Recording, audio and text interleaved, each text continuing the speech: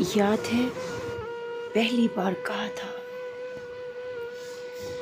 बिछड़ गई तो मौज उड़ाना, वापिस मेरे पास ना आना। जब कोई जाकर वापिस आए, रोए तड़पे या पछताए, मैं फिर उसको मिलता नहीं हूँ। साथ दोबारा चलता नहीं हूँ, गुम जाता हूँ, खो जाता हूँ। मैं पत्थर का हो जाता हूँ, मैं पत्थर का हो जाता हूँ।